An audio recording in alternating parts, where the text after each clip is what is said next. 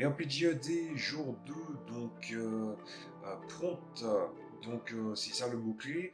Alors le prompt, il n'y a pas grand-chose d'autre que je pourrais dire sur le prompt, sinon que à défaut de ne pas préparer, puisque je sais qu'il y en a qui veulent pas préparer, et c'est quelque chose qui commence à être chose commune, malheureusement, c'est qu'à défaut de ne pas préparer, il faut mieux toujours avoir un prompt sur soi, c'est-à-dire moi, ça me fait beaucoup penser à une conversation que j'ai eue hier par rapport à certaines séries ou certains sujets.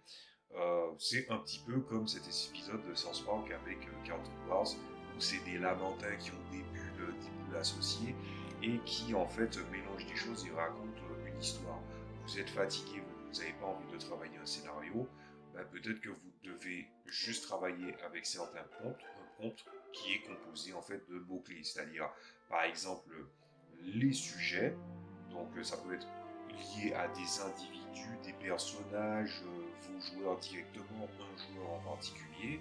Puis ensuite, il y aura le contexte. Le contexte, c'est tout simplement soit le ton, soit le type de scénario. Est-ce que c'est y aura de la bagarre, est-ce qu'il y aura de l'exploration, est-ce qu'il y aura du roleplay, est-ce que ça sera quelque chose qui va faire écho, par exemple, à son passé.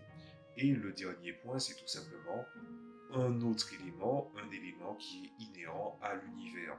En fonctionnant avec ce principe-là, c'est un bon moyen en fait, de commencer à construire certaines choses. Et à vrai dire, c'est un cadre qui est plutôt intéressant à faire, surtout quand vous devez essayer de designer un scénario. Un scénario ou tout simplement un sujet préparé pour une partie de jeu de rôle n'est pas obligé de faire une bonne vingtaine de pages. Parfois, il suffit juste de quelques mots-clés autour de pointe.